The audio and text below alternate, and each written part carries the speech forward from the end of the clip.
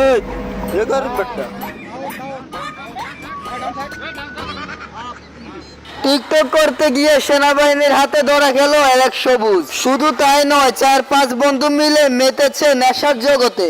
অবশেষে সেনাবাহিনীর হাতে ধরা গেল, আর সেনাবাহিনী শাস্তি স্বরূপ হিসাবে তাদেরকে হাইপ্রেপ করতে দিয়েছেন। প্রথমে কানে ধরাবেন, তারপরে হাইলেপস করতে এই শাস্তি উপভোগ করতে দিয়েছেন সেনাবাহিনী।